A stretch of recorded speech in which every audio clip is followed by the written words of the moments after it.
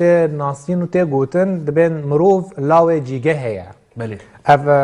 mirov ji cîgehê xwe gelek tişta werdigire. Belê. û dema mezin dibe piştî 18 sal tiştine nû nas dike. Têkiliyê xwe nû çê dibin, xwendinê xwe befereh dibe. Ji asta cîgehê derdikeve tiştin din jî werdigire. Di derdorê xwe û hûn kesin dûrê cîgehê. Belê. Bi rastî bandorê cîvakê heye û bandorê hin kesin wisa em bêjin balkêşî ser mirov hene. Dihêlin çavê mirov bêtir vebin, bêtir wisa bi tiştin em bêjin tiştin nû were di hizrê mirov da biriye wan, biriye danûstandinê wan. Gotinê rexnevanekî heye ez dixwazim wî me ziman navê William James dibêje. Çand çi ye? Çand bandorkirin e. Çand yanî tu karibê hem em bêjin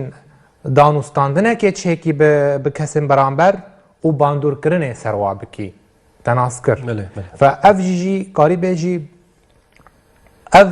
em dibin şîwayê dayîn û standinê da mirov dikare bighetim em bêjin ramanên nû, tiştin nû daner bike û ev tişta jî berva jî wê tê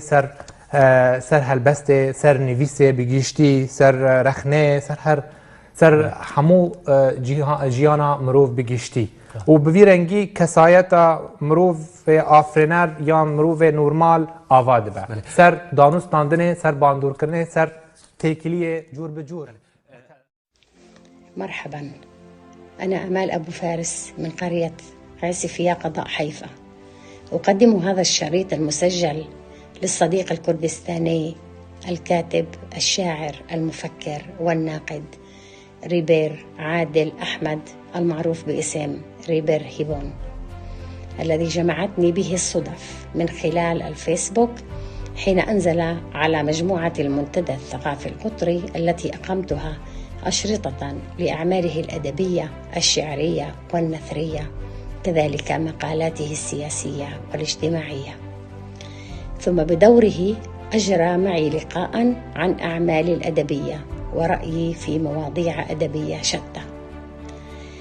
تربطنا أنا وريبر أشياء مشتركة، أولها أننا أصدرنا باكورة أعمالنا سنة 2016، فقد أصدرت ديواني الأول بعنوان أنا وهي، وأصدر هو ديوانه الأول صرخات الضوء بنفس السنة. ثانيا تربطنا علاقة فكرية واحدة، فأنا أعشق الحرية وأقدس حرية الفرد وحرية الآخرين، وأرى في ذلك شرطا لاستمرارية الحياة المثلى، وهو أول من أسس موقع المعرفيين الأحرار. انضممت إلى مجموعة الواتساب أيضا، ولمست في المجموعة حب النقاش وحب الحوار من أجل الوصول إلى المعرفة النسبية، فكل معرفة مشروطة بزمان ومكان ومتأثرة بالشخص المفكر وبمعتقداته وبيئته التي نشأ منها. وقد نشأنا نحن الاثنان في بيئة ريفية متقشفة تفتقر إلى الإبداع والحرية، خاصة حرية المرأة، لكننا استطعنا الخروج من هذه القوقعة المكانية والانطلاق إلى العالم وصبر أغواره الأدبية والاجتماعية. كما أنني دعوت وما زلت أدعو إلى السلام الداخلي أولا، ليأتي بعد ذلك السلام مع الغير، وهذا أيضا نهج الحركة التي أسسها الشاب ريبير المعرفيين الأحرار، التي تحمل بعدا إنسانيا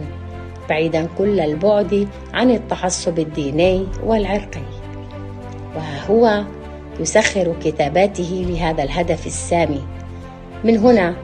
أجد كأن كتاباته تكتبني أنا، لأنها تمثل كل إنسان يطمح إلى المعرفة ويحلم في السلام ويتوق للحرية. من هنا جاءت فلسفة الوجود. كيف ستشعر بوجودك إذا لم تكن حرا؟ وكيف ستعرف الوجود إذا لم تكن عارفا بحقيقته؟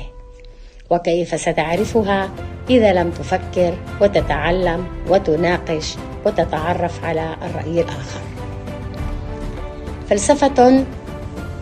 نابعة من إنسان مفكر واع يعرف ماذا يريد من نفسه ومن الآخرين، يحب الخالق بعشق صوفي، ويرى الحياة متكاملة حين تعم المحبة الكون وتمحى الكراهية والأحقاد منها. أتمنى لكاتبنا المزيد من العطاء والمزيد من التأثير على هذا العالم، فلمثله خلق الكون.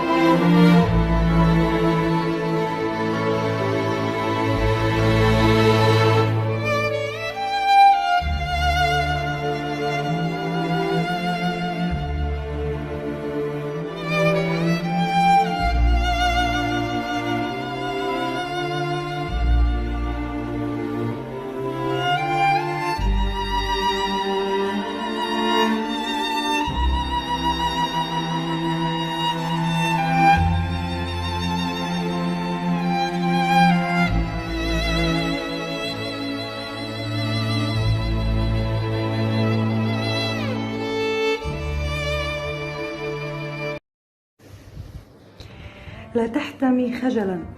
تعال إلى الذرى واصعد إلى نهدي وحشا كاسرا، وارنو إلى عيني تمنحك المدى. ماذا ترى؟ أترى جراحا غائرة؟ شفتي تذوب بقبلة حفوية، تحبو بصدرك بل تغيب مسافرة. الحب يعبر من هدوء أنوثتي، والضوء في جسدي يغادر عابرا. إني أناهيت وعشتار التي انتفضت على جور العصور الغابرة. فاترك علائقك القديمة عاشقي يا شاعر اسمعني، فإني الشاعرة للعشق ميلاد على جسدي، للعشق ميلاد على جسدي الذي نسج الأنوثة في الحياة العاثرة، وفتحت قلبي للواتي ضعفي فلك الرضوح يجلن نفسا دائرة. ماذا يكافئني ويهتف لي أنا صرخة ضد الليالي الحائرة، في داخلي غنت براكين الهوى تمحو ظلال الحاقدين الماكرة. إني الأنوثة، إني المحراب الذي سلك الهدى بين الجمود السائرة. يا أيها الرجل المحدث بي أنا من أول التكوين روحا طاهرة، من قبل كنا آلهات بينما كنت الأسير للأعطيات الآسرة. أعلنت باسم الله قيدك في يدي وصرخت ثم نعتني يا عاهرة. من قبل كنا لم نزل يا عاشقي فاغرق بأنسك وانس وهما. ملا مصطفى ولد الخستنجي نافشياوي بارزان مقابلي الشيخ أحمد بارزاني بقري أو مالباطا خاف بقري بارزان و سافروا سر مرجع كدنجي چه سلاح بقري حكومتي دستي شو اشكرا ويرا دست خستن وبقري دستي حكومتي نفس الوقت حكومة عفو كعام در خستبو دم نور السعيد طبعا بحثا اتباهم نوها تنام كتنا دوي دماجي طبعا دما حكومة نور السعيد بندك عفو كعام راد هاندن هذا عفو حموشة من دكي باستثناء بارزان باستثناء شخصي بارزان ده تشتي خويا بود نافي قراراتنا چقا سنة قراراتنا سلبي هنا وك دور خستنه ملا مصطفى وبقراندنه چكا هناك بريارجي باش هبون قاربو مذكرة دبلوماسية مجد مصطفى قزنج بكيش حكومته او يك جي بقراندنا احمد بارزاني البارزان وري بكربون هناك اصلاحات كي يكربون خاصة دغاري هاني دما الشورشي والشر خاطبو ويران كرم خاصة دغارنا جنوبا آبارك. نابه دياري دا خاصة طبعا قاربو مذكرة مجد مصطفى بچكي يعني رأي العام يعني رأي قشتي بچكي هشيار بكي سر روشا كرداد ودامانا وهشياريك دا سر آلوزية حكومة عراقي دوي دما وقع حكومة عراقي دوي دمي نقاري بباريزي دبرين خواب وخاصة بو مجد مصطفى أرمانجا كي خادول هبو دوي مذكرة خاص هشيار كي نوزيلو كرد قارن دبرين خواب بباريزي قارن قلق اشتابكن قارن بي آلوزية حكومة عراقي قارن بقومين لي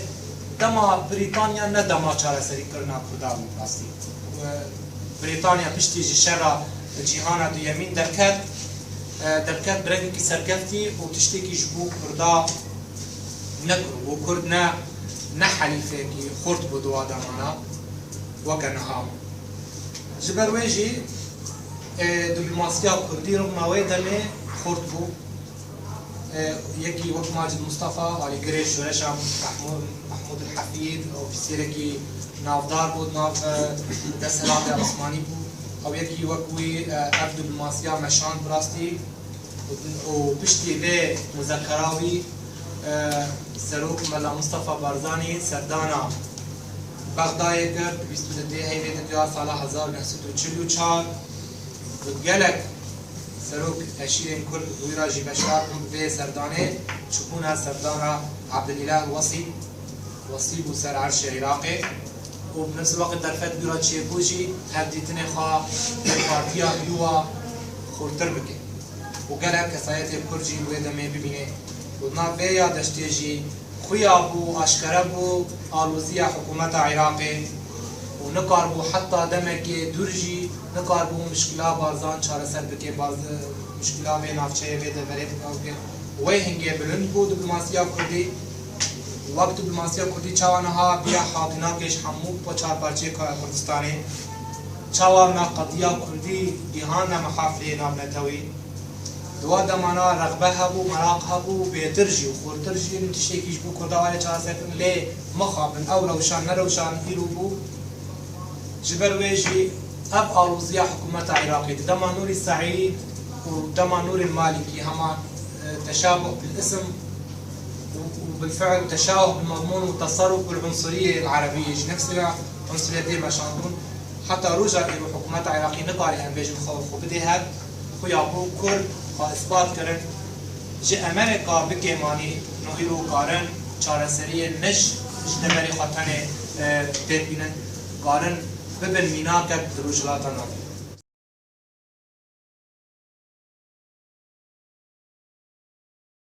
من ككلي برهبون بري چند سالة من ناسكل كوملا هيلين وك خورتكي هات كتابك بيهبو رامدا او تشتري دي كتاب دا دسبيكي دا ولو هناك اشتغالي مديت انه اف خورتها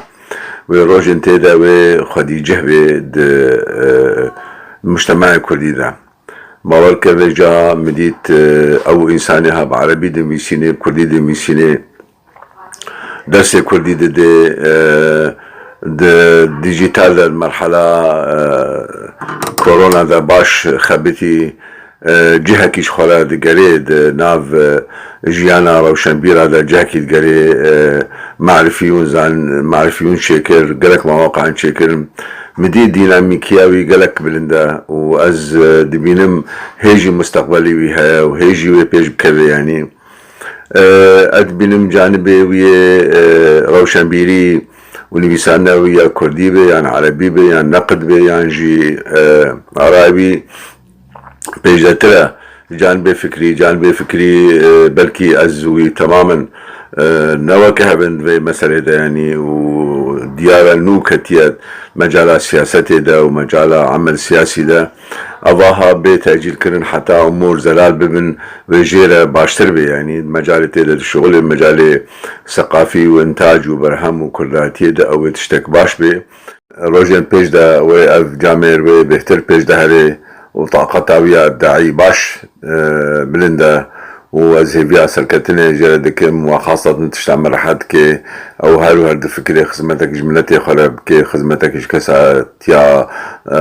كساتيا كرديرة بكي يعني وأم هيبين جيد روجن تيدا أم بين برهمي بي زيدتر وبهتر وأز تشتكي منهم يعني البهر كسلبر تناقل بألمانيا نكاري هاتشتي بكي وأزوي دعوتكم دواري تفكاري داودنا بواري تكلين ريخستنين سيفيل ومنظمات هذا خدي جهبي وأزهيفي ما يبكار بكي وهيفيا سركفتني جيرا يعني شيروفيا تجوي مسألة چي مثلا دما قد برهمدارية دجي ديساجي أوروبا نافند به و برهمداری ده مثلا امبیجن لجم روجلاتیان بوی آوای ولو زده یعنی تو کس نکاره کسی که ریل بر بگره بیجه تو وی برهمی نکاره بنیفسینه یعنی نه تشتکی گریدای نه روشا یعنی نه پرم پر جر دوین نه سلاح جر دوین نه پیشکتنین تکنولوژی او قاسی پی مزن جر دوین لی تفولوژی دیساجی ناوند مثلا تکارم بیجن روش آوای شیروفیا تج کمبونیا تنبونا برهمداری جدروی مثلا روش آواییان چیه درو یعنی جی برهم هنه لی سوکتنه نایم فروتن نایم ناسکرن او هف بندیا نافبرا کسن باوای سیاسی کنترل لکن تشتام سازی و کار و پره و بیکانین ده دست وان دا او هفبندیا و تیکیان و بره وان و روناک بیران و آفرینران نینه فنهات ببینه ده اوروپا دا جکوین دا او تیکلیا هیا اینشتاین که هنک اختراع تشت چه کرن یعنی دوی چاقه دستلات سیاسی و چاقه آگاهدار بو بیرا داودستان تکلی دکر یعنی تکلین روشنبیرا و سیاست مدارا تم به هورا هنه ده روز آوا دا او هیشت شارستانی ورا آوا کرن او هیشت هیزا سیاسی و لشکری به همان دمه هیزن روناک بریش بخارا بمشینه لید ولات مدا یعنی ده کردستان دا یعنی ده سازی مدا بلا ام بچارچوب خواب آخوون او تشتا حتی رو جایر نینه او وریسا قطع یعنی نابرا یک کارو بارن آفرینری راد بنو ای سیاسی او وریسانا براوان قطع دواره گریدان شنووا کو او شارستانی زانستی و به سیاسی و لشکری به هورا بمشه و جیواک وره گهرتن جی روش نزانتی تر روشا شیار بونه بخوا وک ارسطو گوت هلبست چیه؟ هلبست شیوه که رامانیه بله شیوه که رامانیه تی واتا که هلبست جیجی دناف خدا فلسفه جی های جبر هلبست چیه؟ هلبست پرسه فلسفه جی پرسه فلسفه جی دبیجه ای مروف خوناس بکه هلبست جی پرس دکه گلو چما وصایه چما اوین به ویرنگیه چما دربون به ویرنگیه چما ولات به ویرنگیه وصا پرسا دکه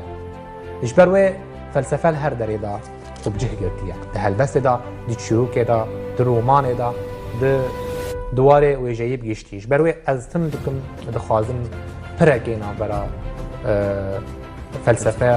و رخنه بکم جبر حتی مروف حتی راده یکی نه نبیر ناس به نکار به رخنه گرکی خورد به بله ريبرت تبحثها هناك نافين وجوانين عرب كرن د جيهانا وجا عرب د جلكي دنگ ودان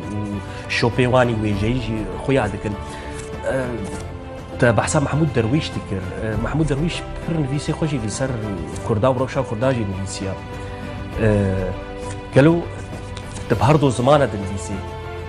دما قلت بعربي دنفيسي او هزراتا يعني او فكراتي كرديان او دربرين تي كردي ناين روجواتي نفيسان دنيس براستی جانا امروز کار سود وگش هند تکنیکن هلبست عربی کار وگو هزینه او تکنیکانا عینی بکردیش بکار بینه هن بیجن نا شیوه راماندنه د کردی دا نه وک شیوه راماندنه عربی نها وقت ام بیشن وقتی دما نویسکار ام بیشن برهمه که به عربی نویساندی که جاره کردن و برهمه به کردی دینه چه معنا اف ورگراند اف نابه ورگراندن اف دبه دوباره آوا کردن یعنی جاره کردن و برهمه نویسه لب زمان خوی دایکی فما ادوی پروژه دمان هذا کو از کاربم همو تشتیم به عربی میدانی کردی دین لا برسام نقابو برسام تبهردو زمانه بشيويكي سركفتي وبشيويكي برزانياري تدنفيسي دما تب عربي دنفيسي او مجارن يعني او تشبيجن او اتموسفيرا كردي خل هسيتنا دبيشي حتى تب عربي دنفيسيان تدوي مجارة عربي دمينيان دوي باندورا محمود درويش يعني او يدي يعني هر تب كردبونا خود هزري براستي بحسها هزر دكم براستي هزر مروف يكا لیامبیجن شیوه و گوهستن هناسان دنویسه سر رو پلان شیوه پیچک جدایه لهزر یکه هم بیجن حتی راده که محمود درویش ده هلبست خدا ده فلسفه هلبست ده برهمن خدا از پی باندور بون من وی یکی جیجی با آوای یکی ده هلبست کردی دا نونرتیکی کرد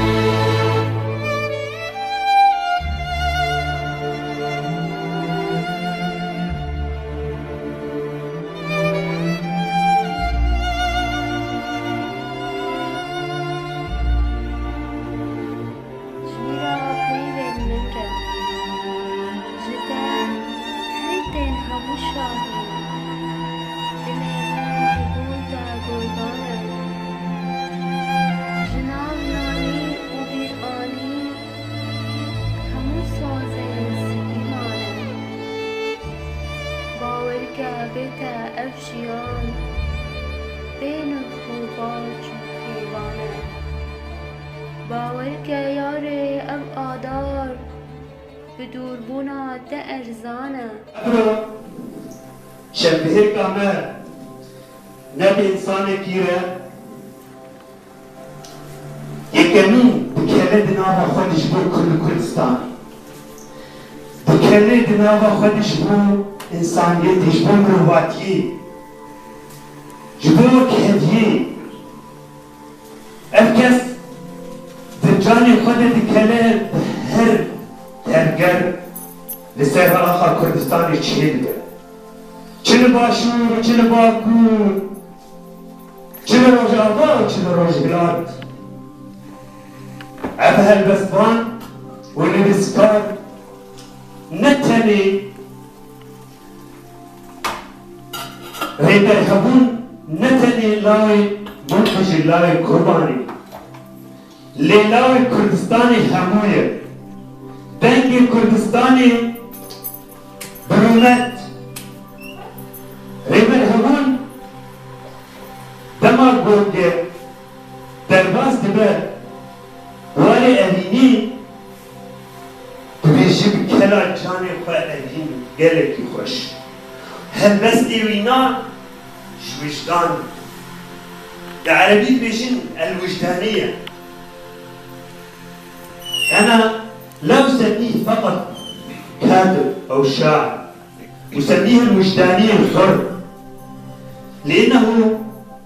عندما يتحدث وعندما يكتب يعايش المرحلة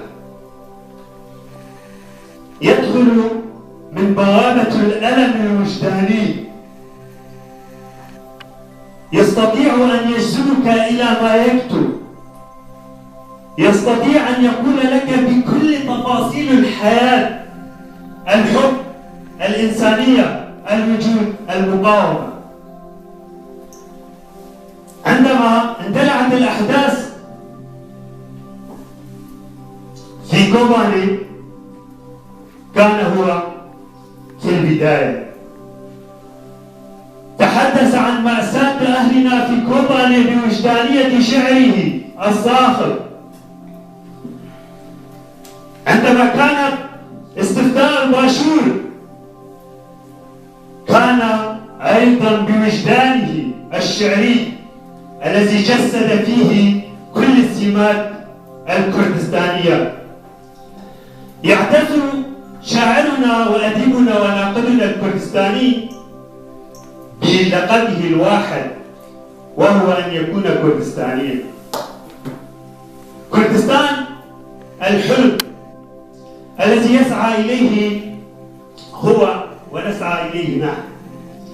ريبر هامون بدأ شبابه ودراسته في منبج، في مدينة منبج 2000 من 1994 إلى 2006. ريبر هامون كما ذكرنا يكتب الشعر باللغتين العربية والكردية، كما أنه ناقد أدبي.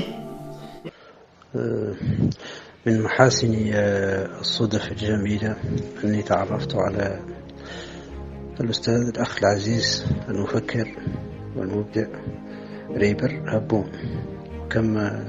أسعدني ذلك. وإذا كان ريمبو يقول أن الصدف الجميلة لا تعرض إلا لمستحقها، فإني أعتقد أني كنت أستحق ذلك، أستحق أن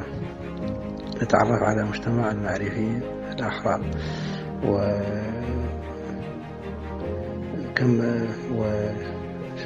يشرفني ذلك جدا، وكم أسعدني.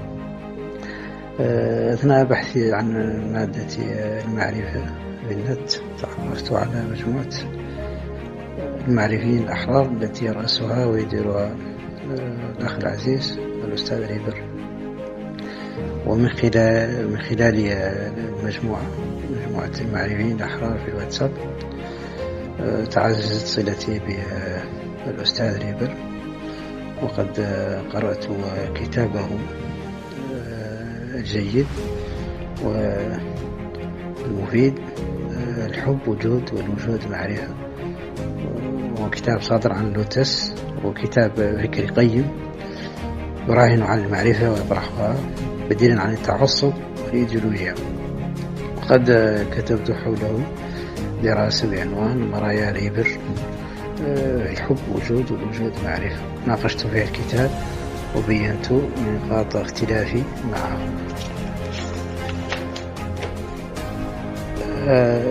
كذلك لريبر أعمال أخرى أدبية، فهو ناثر وشاعر، والشاعر شاعر مجيد، وله ديوان شعري بعنوان صرخات الضوء، قد حوى قصائد عمودية ونثرية، وهو ديوان طافح بالصور الشعرية الباذخة وهو الشاعرية الجميلة. وقد كتبت عنه مقالة صغيرة بعنوان ريبر هبون يغاوز في العتمة في النور. إنتاج ريبر هبون هو إنتاج متعدد الجوانب وغزير ما بين الفلسفة والأدب والشعر والثقافة، وهو في أعماله الكتابية يوائم ما بين مشروعه الفكري الذي بلوره في المجتمع المعرفي وأعماله الأدبية، نراه يدعو إلى المعرفة سلاحا وخلاصا. الأستاذ ريبر هبون كما عرفته هو شاعر مبدع ومفكر، ويعجبني فيه أنه مثقف عضوي لا يهدأ، مسكون بالبحث، ويتوق إلى المعرفة أبدا، ونراه دائما ماضيا على طريق الفلاسفة من بارمنيدس إلى عصرنا. هو إنسان مثقف ومحترم، ويعجبني فيه أنه النشاط والجدية والمثابرة في سبيل المعرفة والإبداع. أخيرا أتمنى للأخ العزيز والصديق الأستاذ ريبر هبون كل التوفيق والنجاح في مشروعه الأدبي والفكري، وأن يستمر في عطائه الجميل، وأشكره جزيل الشكر. حمود سليمان، غيم الصحراء. شكرا. تحية إلى الصديق ريبر أحمد. تعود معرفتي بالشاب ريبر أحمد هبون منذ كان طالبا جامعيا، إذ التقيت به مصادفة في واحد من المنتديات الأدبية بمدينة حلب، ولفت انتباهي حين كان يقدم انطباعا مباشرا على نص أدبي قرئ علينا. وجدت عباراته مركزة تؤكد اهتمامه وعمق سماعه وانتباهه، وعلى ذلك فقد نشأت بيننا صحبة أدب وثقافة إلى أن جاءت الثورة السورية وعم الخراب سوريا وهجر أهلها. بعد ذلك صرت أشاهد ريبر على النت، وتابعته من سوريا إلى أربيل إلى ألمانيا، ورأيت مشاريعه الثقافية تزداد ألقا وعمقا، وتكشف عن أمداء تفكيره وتشعبها، فكثيرا ما تقترب من الفلسفة وعلم النفس ضمن الأطر الأدبية التي لم يغادرها أبدا. أعتقد أنه أنتج حتى الآن عدة كتب في الإبداع والنقد الأدبيين، ويكفيه مشروعه الذي أطلق عليه اسم الحب وجود والوجود معرفة. فمثل هذا العنوان له دلالات بعيدة، فلا وجود حقيقيا دون ما حب وتآلف مع الناس، فالحب طريق للمعرفة وبالتالي للوجود الإنساني الراقي.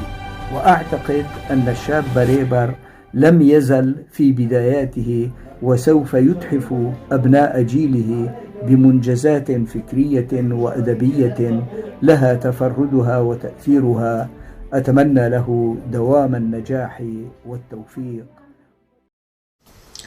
ولاتکی جی قربالخا آزاری خویا کر لسر دریجاهیا جیان خورادخا سالان دهناو مجدا بدشیره نالینان دسوجه ددو آوازه دا حسرن پپوکان ددوشه پیزوتا کلی جدست خلی رادشه دشکفتا بهیوی رادزه دخلکن ایگر دمینه ولا تکی بوزه ستوخاره لبن لنگن زودارانه نقیرین دکه ندستور خواست کبار بکه مرناوی بناو نیشانه دا آهینن او کسن کوچکری دا برده یندخ کلا نیوی روژان داریوی دمینن دزقاقان دا پیخواست گرن دلزاری آخا دکن نان و آخ و بر ایوار دچن ای ورم دا بهش مینا دم سالان دخف کا مشختی دا خوبد شیری مینا نخوشی خود توینی بقیرین کشبیر بویی جبه هیوی را توهو گری کوری میناوی چاونتین کرید راستیا جیانینا مزگینی سختایا اوینجی نپنیه ای ورمتا بلایه بلافکر پپوکیا گران جترا کریتی خود توینه بیرانینان دادلقینه اف زمین جه ایشخا قیریا دروین به خودیان دادنگام باویجن پیوان دوباره بکن این کلچ دل دکهون جکراهیا چیان و کانیان تین نالی نامه جبلندیه را لور پنابر دجین بینگاه ابجدیت آواد کن جكسن كل خاري تجين تشتك جكهلين مرا نمان نزانان جيگهن رامان بونه داگر کرن الاسیج روجهلات مرا لوراند روجهلاتا خونچوینه روجهلاتا داغ و برینه جیگها پارسگجی و پادیشهن خونمج پایتختا خنجر و خردلان جه کمکوجی و کجران گری دقرکان دا سکنی لبرانبری رامانا تلویهف رازان بهشه دمجی سقط برانبری گلستان کتازی لهمبر آرتشن توزه قیرین خوا ملولن لبر بربانگا سپی تنی لبر بدنگیا سرمید ناله لیونگش بین جلن بوکانی الخدکن بریا ما چکی دشکفتن داویه دا ستیرکان دبینن ای کجره من دگر دونا بیزاریه دا خمگینی نکوله کجره ناسنامه ای کجره آگر بیجیه من بشو پینه درکه بسر کلیکن گرن ایشان زنارا هرسه بخورا بخوش خوشینه خمان نئشینه از لاتم دخاره دا سلاو پیشواز دکم سیتابت قیرینه که شورش گره جلپ ویرانبونه گوهرتنا رسن درخینه دسر پرن فلکان بمشریویو ای بیا بلاو بوی سرگردن چمان مینا خالن بروسکه لسر سینگه چروسکه لیدانا کره ده سینگه من دا پیروز بکه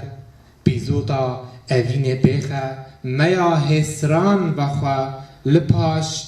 پیره کرنه سنگرن هیدی رازاینه لاون بی خورا دستی تنگزاریا به هشور گزدکن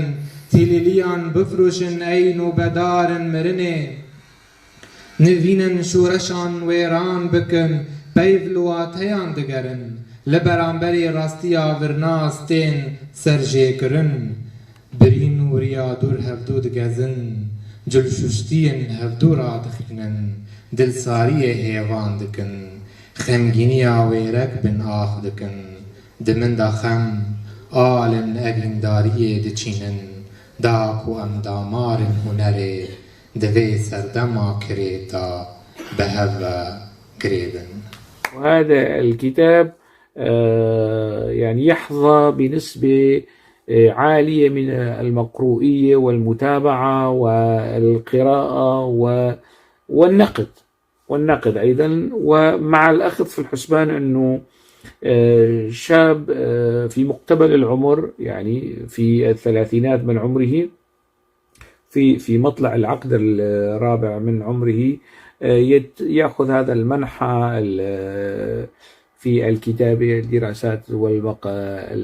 الثقافية ذات المنحى الفكري المعرفي.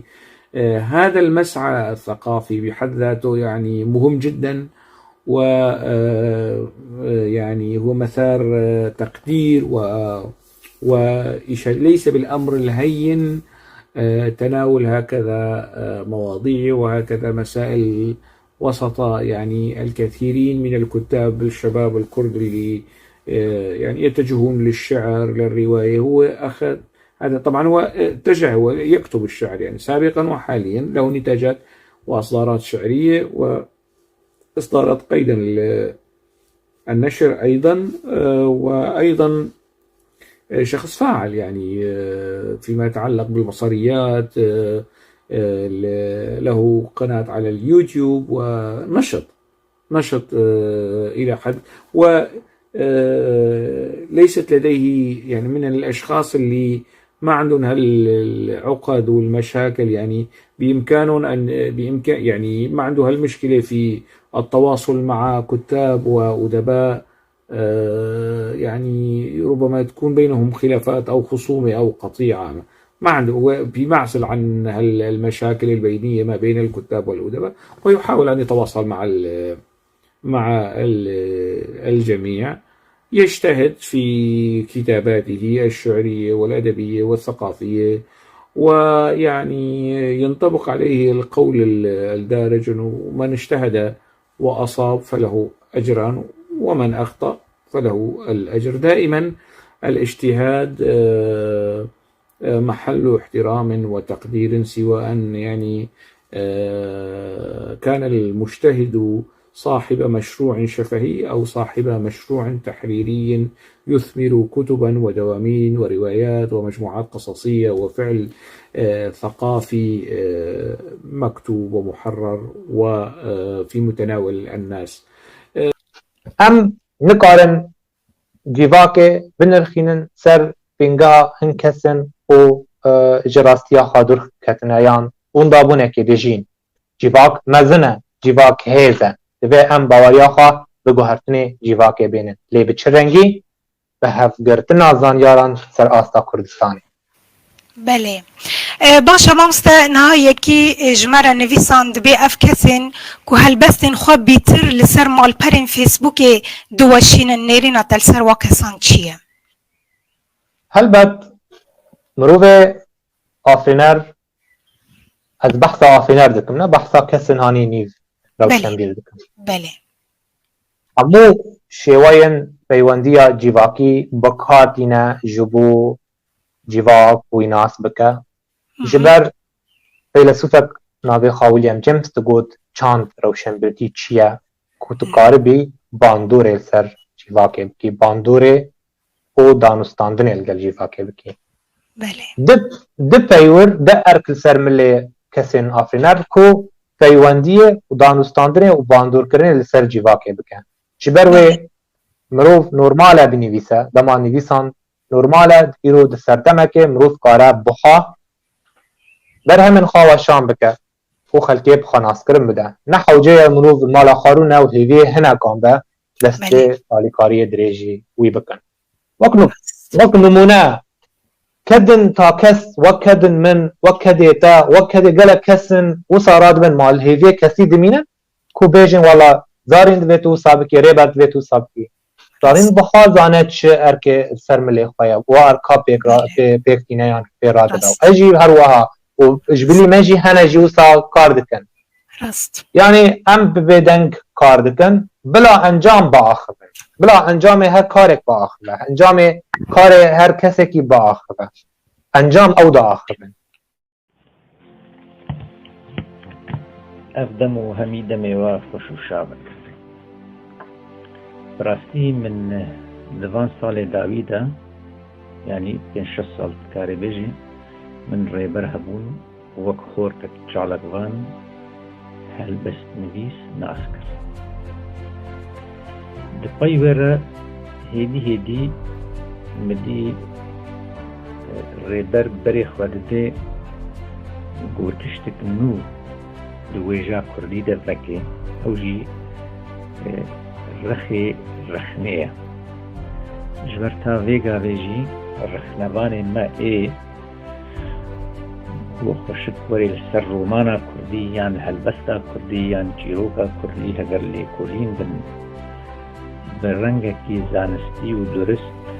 به لایان و پرتوکاها بابی جسر ترزوی ام يعني بيوستي ما براستی بفي رخي هيا الرخنواني ما دركبن نخاصن از نفشي مينو ايقو درفت دستي واده هنا بيقو مان افكسي بإيران بأوروبا لجين كهربن دي رخيها تيدا خل زيرك بكن تيدا ليفولينا شيكن تيدا لسر هالبستي سكن لسر روماني سكن لسر شيروكي سكن بي أبهالي من الدوستي من اسمام خالو فارسية وقت رنجكي ويجي بتشابكي ويجي زي برهمي بميزيني وبي برهمي جيحن بيخي اشتاز ناس كمل سر بر براستي ببان صالي داويدة أذا سرلي بان بلكي سيتشار تيوي هنا بس يجي بلكي بزمان عربي دن لساند دورة بري خدا زباني كرديجيش وابي جيجي سباسية ام زماني خو بخوينن وبنليسن تبلی زمان همو زمان باشن گم بروزان بگلک زمانه جی لی زمان سرکه ایگ مرو بخوازه تبی خلقی بده ناس کرن انو زمان ما هیا زمان ما تیرا جیروک و رومان و هلبست و لیکولینی هیا زمان ما زمانکی زنگینه زمانکی گبناره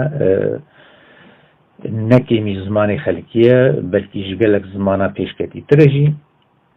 تبلی ام ملتکی جهفکتینه به دولتن تارومارن لزمانی ما مایه و زمانی ما زنگینه جلو ما ریبرجی بری خدا زمانی کردی و تایبت وک مجی فهم کر وک گتی زانین بری خدا رخنه دخوازی لسر چیروک و جیبانوک و هلبست و رومانا کردی بسکنه برنگه که نیرینک رخنهی لی بکه او نیریناویجی نیرینک زانیاری به وک پسپور تخوازی تیده ببه پسپور اوی جی سپاسی مرو تخوازی گر رخنوانی مهبن و رخنه ده پسپور بن و لسر پرتوک و هلبست لیکولین چیروک و رومانا بسکنه و ما پیوی بدنه ده اسکارم بکنایی ویل سر لسر ما مستا ریبر هبون بیجم قاسیگه مناس کریه قاسیگه ازوی ناس کم اون سپاس جبوه سپاس جبو ریبر گوی کاریت که زبارم لسرگلک رومانا سکنیه دبی بوهنک جوان رومانی مجیبن خوزی بهتر کورتر بکی لسروا رومانا مديت لسر رومانا خو مديت لسر هناك روماني دي مديت رومان بزماني عربي لسر واسكنيا رومان هنا بزماني كردي لسر واسكنيا هيجي جركا يعني ولو كورتر لسر رومانا بسكني بهتر شيرو بكي رخيوي رخنيجي رخيوي سركتيجي هردو رخاجي بهتر بدي خويا كرن وي قالبها او قالبي گو ام جهف فدید کن ام دوستی هفدونه ام نکارن که ماسی هفدو بیجن یان مثلا یک رخنی قبول ناکه حتی ام رخنی قبول نکنو ام جوی قالب مروباتی خالو خارزیتی ندر کبن امی پیش نکبن ام پیویستا ام وی قالبی بشکنن ام هوالی هفدو بن برم جهف حس بکن لی ام هفدو رخنجی بکن دبي زورم رخنا كرن واجي ورخني قبول بكم والسودي جوي رخني بكم سباس جارك ادي جبوا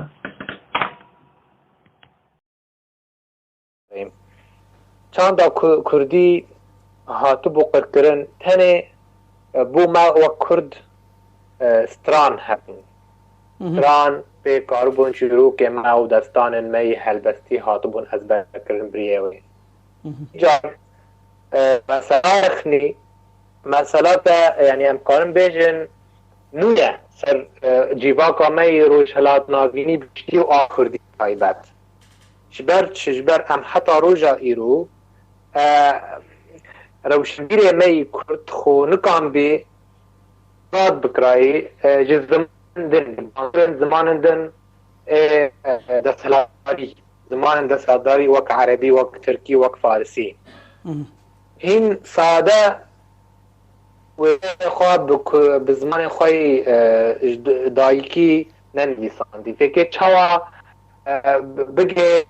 رخنه و چاوا رخنه سروی اساسی رخنه وانجی بینگه باکرن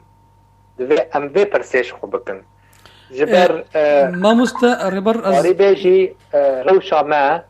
روشا رخنه زمان کردی دا بچکی مجارکی نویه کتی روژه وی حتی روژه ایرو از باورم وک لگرین سر پرسا رخنه و آوای فرح کرنه و هین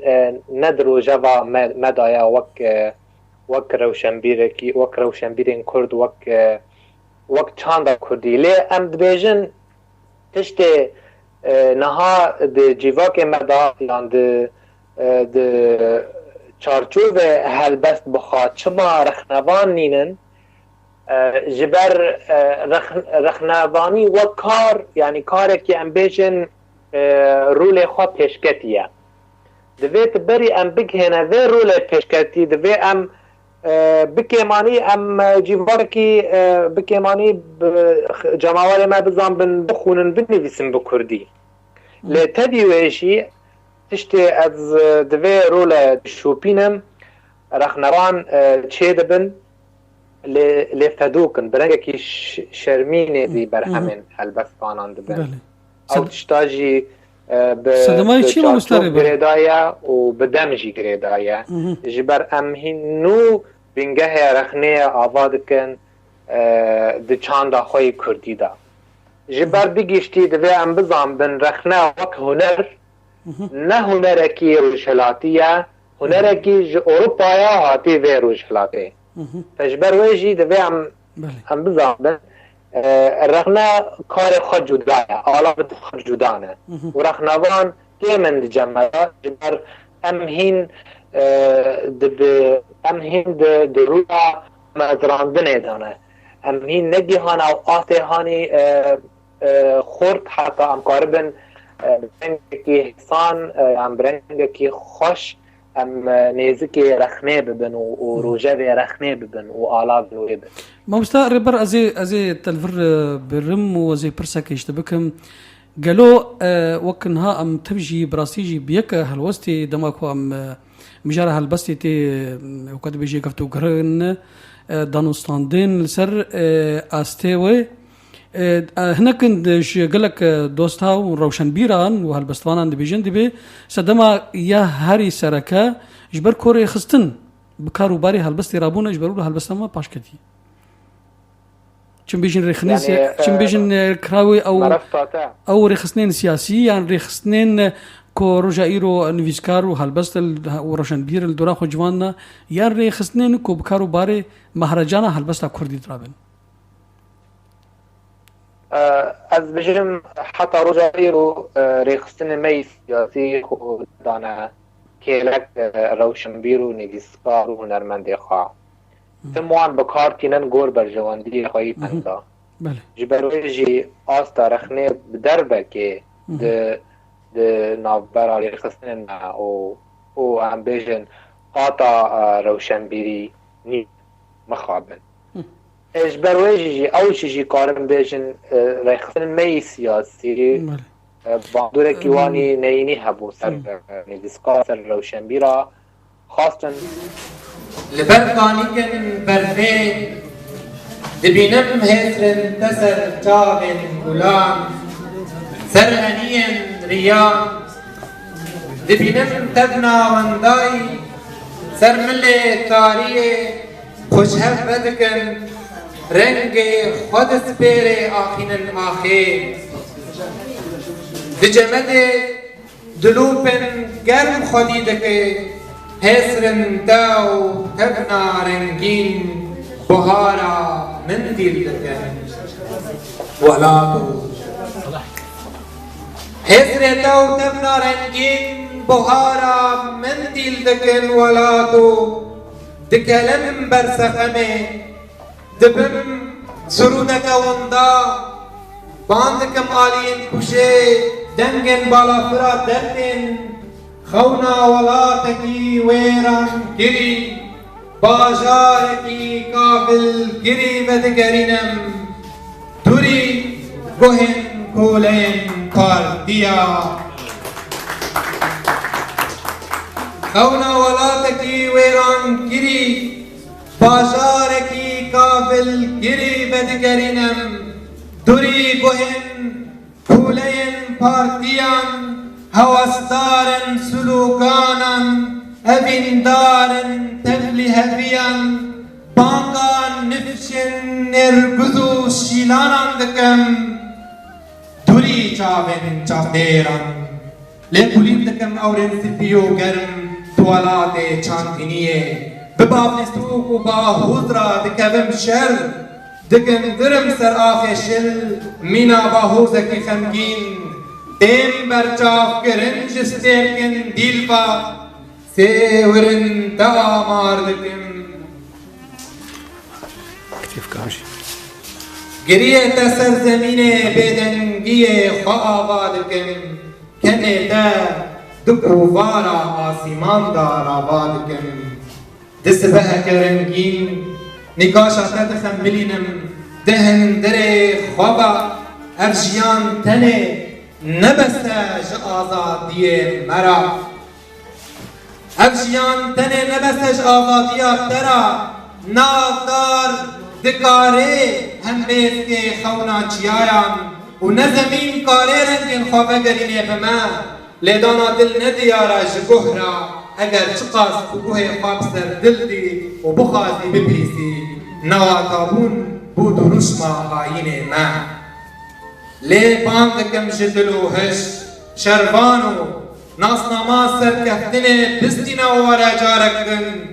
شهناسیه فجین که راستیا سرخبونه بنیاد که دچاون تدا خملا جیانک شهناز دبینم پیال روناهیه به هستن تدگرینم وگرینه سردما سپیبونه سوربونا برینه هلوشینه به هر صافا آباهین تاریبونه وگرینه دیروکا میدیان دست بیکا بجینه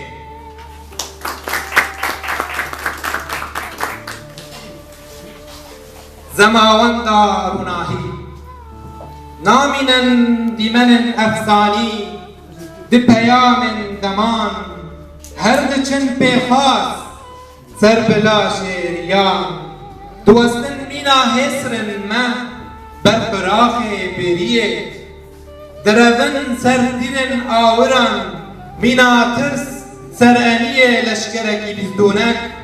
دناق شبن بهاره تنه سینگن سپیو زیزو گرم ناپارزن ماج مترسین رامان رش پاشا روش خدا کی سرور و خوستره گاون مد بن سهاوی دا دشوبین ترسداریه بر بمرن بیدنگ چن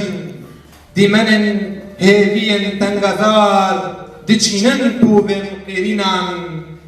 سر دیوارن هاوار و جیروسکن حسران برام بلی سترکان دکن قیرو لال و جیروسکن حسران برام بلی سترکان دبن کرو لال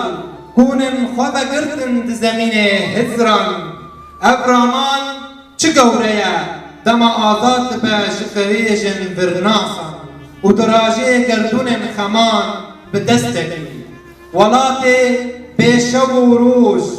ولات بشب و روز دجی بگل خواه جدرغا خیزن دمه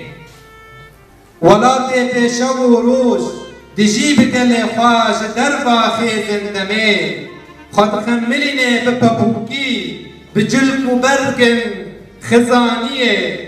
نزانیه و نفشن خودشو با آبن تلیلیه و خارند دیوان بسرودن بجی سروکاتیه و یک خدا و یک آل و یک نخوشی لسریه ولات بشب و روز دشی بگل خواه جدر خیزن دمه خود خملینه بپبوگی بجلک و برگن نزانیه خزانیه و نفشم خودشو با آغن تلیلیه و خارند دیوان بسرودن بجی سروکاتیه و یک خدا و یک آل و یک نخوشی دسریه زانیارن و خود خملینن به حسرن بیرناسان دوری گنگشین وندا عميقة جذور العلاقات الثقافية العربية الكردية عبر التاريخ، والدور الكردي الحضاري لا ينكره سوى جاحد،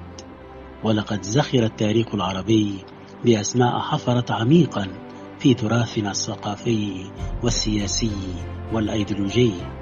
فمن منا لا يدرك الدور التاريخي العظيم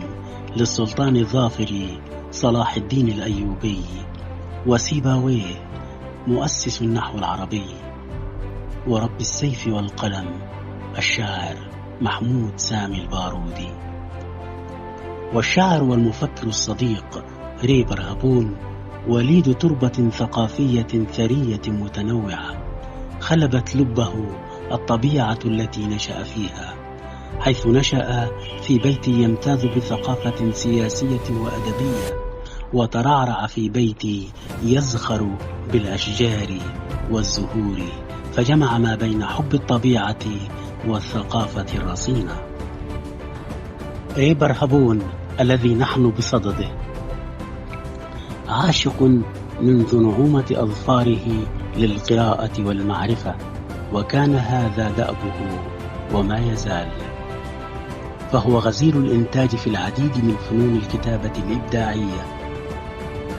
عرفته محاورا ذكيا لبقا حين التقيت به أول مرة على قناته الخاصة على اليوتيوب، وشرفت بمعرفتي به عاشقا للعربية وآدابها، شاعرا وناقدا.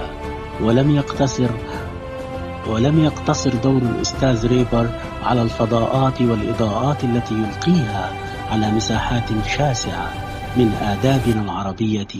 بما تحفل به من أدباء شعراء وروائيين وكتاب للقصة، بل تعدى دوره هذا الإطار، فساهم هو نفسه بإبداعاته الخاصة. وأول ما وصلني منها الحب وجود والوجود معرفة، وهو عبارة عن مقالات كتبها وتناول فيها ربيعنا العربي الذي عاشته وتعيشه منطقتنا العربية. فإذا كان الظافر صلاح الدين الأيوبي وسيبويه مؤسس النحو العربي ورب السيف والقلم الشاعر محمود سامي البارودي وقاسم أمين وغيرهم قد شكلوا أطوارا من التواصل الوثيق بين الكردية والعربية، فإن الشاعر والمفكر ريبر هابون لا شك امتداد لهذا التواصل والترابط بين ثقافتين شقيقتين. ارتحال المدى يزف انتمائي لزرقة النسمة واخضرار الحنين، أناملي تنتحب في جنبات الموج، غيمتي تحبو على تعب المرايا، تسترخي أشباحي لنشيد الهادئ، وحدها فضاءات اغترابي تندلع بي، تداعبني همسات الجنادل في خفقان نحولي، أفرز صخبي في كؤوس سباتي، أغنيات انتذابي على ضفاف المودات استسلمت بحنو، رسمت جوقتين من تعب لزج ترتطمان أسفل حزني، لخيبتي عروسة ريح تسبق الهدوء، تسابق جسد المطر المخدر على معطتي. القصيدة الثانية: لست كأناي. أختزن الأمد برشاقة المفاجأة، حيث تنتظرني آلاف المفرقعات تحتسي معي مرارة الشغب. بعد التحية والتبريكات، ريبر وأنا من جيلين مختلفين عمرا وتجربة وفكرا، ولكن ثمة حوار بينهما تأكيدا على ما يسمى حوار الأجيال. من هنا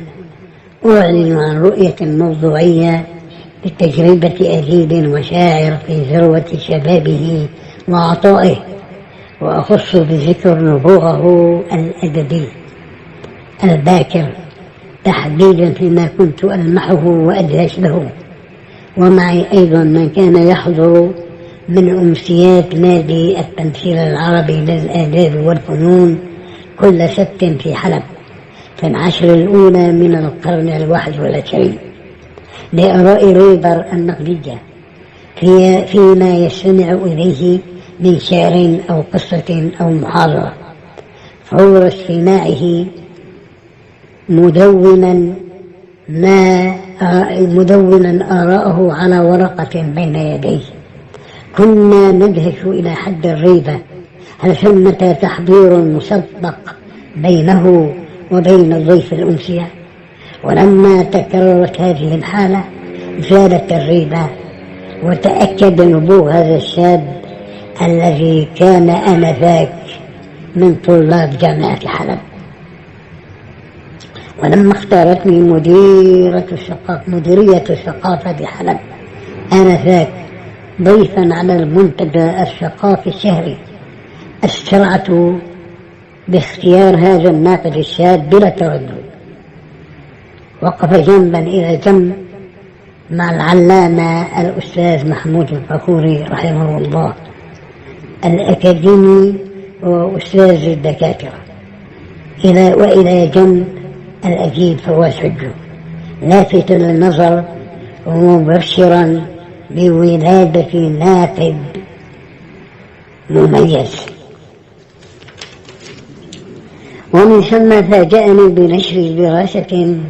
دراسته تساؤل في حضرة الذاكرة في أدب مصطفى النجار في الأسبوع الأدبي الصادر عن اتحاد كتاب العرب بدمشق. وبعد سنوات 10 راسلني على الواتس، فوجدت فيه ازدهارا في طموحاته في القصة والشعر والإعلام، ووفاء لتلك الجلسات الدافئة بالمودة الجميلة التي عاشها في نادي التمثيل ذي الحجرة الواحدة. وإمعانا في كرمه وألفته شاركني في قراءتين شعريتين مشتركتين عبر الإعلام الإلكتروني الذي يشرف عليه. أنا من النشر الورقي على امتداد نصف قرن من الزمن ونيف، ومثل ما رأيت في نقده المبكر نبوغا، رأيت في شعره نزوعا نحو التجديد والحداثة دون التفريط أو التخلي عن الإيقاعات الخليل بن أحمد الفراهيدي، إضافة إلى تطوير أدواته النقدية وميله نحو الفكر والتنظير الفكري الإشكالي. أتمنى للأديب والشاعر والناقد المحتفى به المزيد من التقدم والعطاء الأدبي والنقد. يعتبر الشاعر ريبر هبون أحد الأسماء الإبداعية الكردية الجديدة التي تكتب في عدة مجالات، فهو شاعر يكتب باللغة العربية إلى جانب لغته الكردية الأم. ريبر هبون كاتب وشاعر غزير الإنتاج، يكتب القصيدة التقليدية إلى جانب قصيدة التفعيلة إلى جانب قصيدة النثر، كما أنه يكتب المقال بالطابع الفكري. أصدر مؤلفات عدة وله العديد من المخطوطات. ريبر هبون موهبة حقيقية أقرأ له بإعجاب كبير، إنه يشق طريقه بحماس كبير نتيجة ثقته بموهبته. مؤكد أن الأيام المقبلة ستحفل بالكثير من الإنجازات لهذا الشاعر المبدع. من نتاجات الشاعر والكاتب ريبر هبون صرخات الضوء، ترجمة الكردي طيرينا رونيل، أطياف ورؤى، ليلان ونرين، جوقات كوبانية. طبعا الحرف كتير أنا موجود كتير موجودة، صرخات الضوء وأطياف ورؤى موجودة، جوقات كوبانية، معرفيون ومعرفيات، أفكار صاخبة. أبي كتيرين هنا بالنفس. بقي أن ننوه بأن الشاعر ريبر هبون هو مدير نشر تجمع المعرفيين الأحرار للنشر الإلكتروني. الآن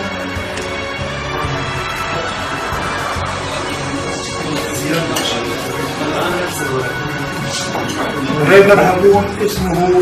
ريبر عادل أحمد، كاتب كردستاني مواليد مدينة منبج 1987. صدر له مجموعة شعرية بعنوان صرخات الضوء، موجودة صرخات الضوء، وأطياف ورؤى أيضا موجودة.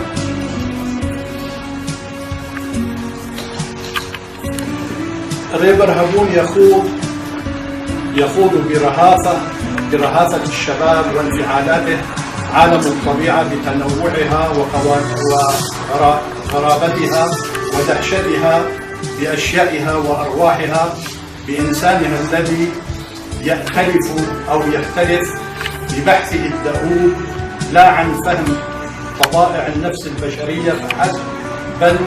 عن إيجاد مكان له في هذا الكون المترامي إلى ما لا نهاية والمضطرب إلى درجة الرعب والتشكك بحقيقة ما يتغنى به الإنسان من قيم وجمال. ورا پارچه من به هف بخابو بجم مینا جویکن سپی دوری برفو سقمان لدارستان ممکه تدا بفرم رنگ گنگازی لخکم دل ریان شابکم به هف دیتنا می درنگ مایی بای زکچو و یک دهات دو نهاتی سپاس. لەگۆر من بریا پەیوەندیاکی باکیدا من بەرهەم و خەباتا مامۆستا رێبەر هەبوون ناز کردیا و ئەز بەرهەمی بیر بینم چێ پرتوک چێ نویساندن ئەز دە ئاستەکە بلندە ئەز وێ کەداوینا دنەرخینم و ناز دەکەم. بزمانی کوردیژی خوارتە و کاری بەرهەمی خۆ پێ بنویسێنێ وەلو بزمانی عەرەبیژی. مامۆستا رێبەر نویسکارێکی حەج گیانێک کۆمکیژیت یعنی ڕوح جەماعیە، نە کەسێکی بەتەنیا خۆ خەباتێتکێ، نە دخوازێ باندۆرا خۆیان چاندی و ڕۆلا خۆیان چاندی پەیاکێ بە هەبارەی خۆرەژی و دخوازێ بە سەرێ تەنا خۆ تەنێژی یان بە هەردوو ئالیاژی چالاکە و کەسێک و بوی ڕەنگی نافدار بێ نیشانە سەرکەفتنە خەباتە وینایە. مامۆستا رێبەر شخوا ڕۆلا وینایە وێلەییژی هەیە کەدا وێلەژی پێشتێخێ و یا ڕامیاری یا فکریژی هەیە دنەرینێ سیاسیدا. ئەو چەندێ ساڵایە ئەز بەرهەمێوی دبینم و ئەز وەکە ڕێبەرێکی بەدەنگا کوردی ئەز بەرهەمێوی بەدەنگا کوردی دۆشێنم بەرگو بەدەنگا کوردی تایبەتە بە وەشاری کوردی بەرهەمێوی کوردی ئەز دۆشێنم وەکی ترکێ واتسئاپێدا دە کۆما زانیاران دەژی ئەز ڕۆلا مامۆستا رێبەر هەبوون ئەز دبینم ڕۆلەکە چالاکە زەنگینە بەرهەمی تێدە پەیاد بن و خزمەتا خۆش هەواڵی خۆرج دیارکێ دەماگو ئاریکاری ژێوەری خۆستن بوارە ئاریکاریەتکێ بێجە دەرناو قاتا مەیا ڕۆشنبیریدا ئەدبینە مامۆستا رێبەر هەبوون جێ خۆ داگرتیە و بە خوارەتی خەباتا خۆدەکێ و نەژوا کەسێگۆ نەری نێوی هشکەژی نەرینە دراژەی نەریناژی و گوه دەدەی نەریناژی وش ئالیێ ئەم بێژن بیردۆزی بەژی ئیدیۆلۆژیژی مامۆستا رێبەر هەبوون خۆرزگار کێ ژوێ ئالی نە هشکەت نەری ناخۆدا و نە ئالی پەرەستەژی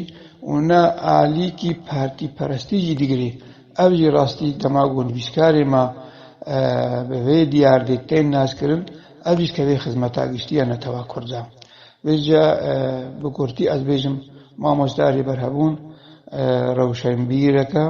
نویسکارەکە خۆدی ڕۆلەکە خۆدی کەدەکە و کەداوی نابەرچاوە و تێخویاکە ئەسەرکەفتنێ مامۆستا رێبەر هەبوون و چ نمونێ ناو نویسکارێمە مینا مامۆستا ڕێبەر هەبوون بێ. سلااو.